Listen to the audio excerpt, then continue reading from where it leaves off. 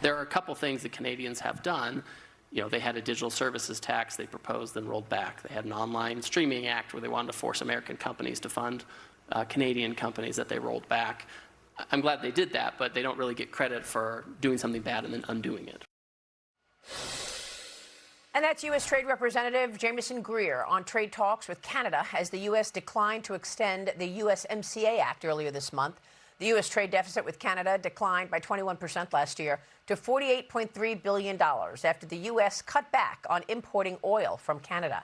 Now, President Trump says he is going to add tariffs on Canada for allowing smoke from the out-of-control Canada wildfires to blanket portions of the United States due to a lack of forest management. Earlier this month, my next guest introduced the Canada Act in Congress, which aims to force trade investigations into Canadian provinces that have removed or banned American alcohol from their store shelves, and the impact it has had on the U.S. liquor industry. Exports of American alcohol to Canada have plummeted by 70% since March of 2025.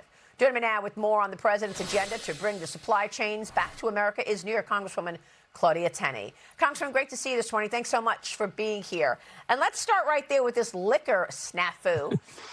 Exports to Canada down, 70%, the imports coming into Canada of alcohol. What has been the impact and what's behind this? Yeah, look at Maria.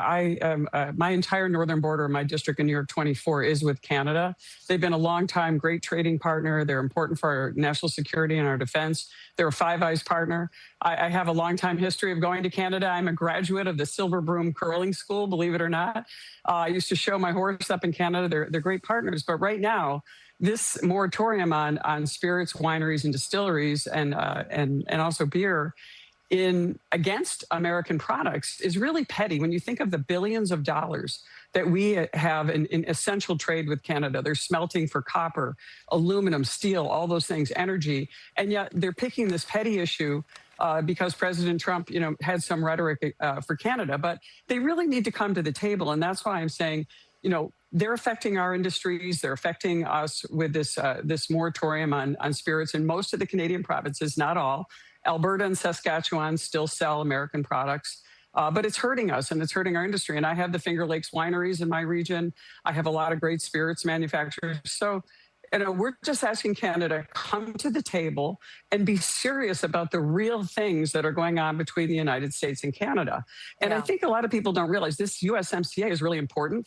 But Maria, if we don't make sure we fix the issues with USMCA, for example, Canada has allowed China to slip in. We want to make sure there's absolute securities so that China does not exploit USMCA and their ability to deal with Canada and slip those products into our country and take advantage of them. The same with Mexico.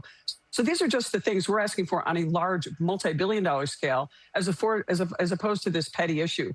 And just one last thing. I had a bunch of Canadians in town in my region in New York just recently, and I had them drinking Utica Club beer and Finger Lakes wine. So they do come here for our things, and they also are still 20% season ticket holders for the Buffalo Bills. So when it comes to things that matter, they're still coming. But this is petty. We have major trade relationships with Canada that need to be bolstered.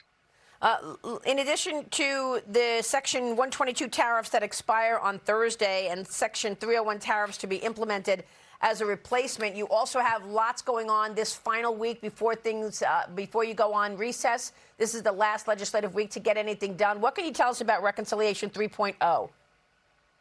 Look, this is really important that we get this done. As everyone knows, the president wants the Save America Act in some form or fashion, and we all do. I started the Election Integrity Caucus, but we have to get it through the Senate with the realities of what's going on in the Senate. I'd love to do a huge reconciliation bill and continue to drive down taxes and the regulatory burden and help our small businesses, which drive our economy. The Republicans need to talk about affordability. The Democrats turned out-of-control inflation into affordability. They're the arsonists who lit the fire. It was the Republicans who brought relief to our small businesses with the first Trump tax cuts and now the One Big Beautiful Bill. We've got to continue to focus on that, and we've got to make sure that we're talking about the economy. And I think that's what we need to do. Reconciliation, if we want to get the Save America Act done, I think the president should put it through very simply. You just got to have voter ID, which is important, and we can get that through. And proof of citizenship. And obviously proof of citizenship. Although the New York State Court of Appeals the highest court in New York, one of the most liberal courts, said that only citizens can vote in our elections. That's important when you look at the context of the rest of the country. Real quick, we got to jump, but any thoughts on what Mamdani said about Benjamin Netanyahu? He wants to arrest him when he comes for the UN General Assembly.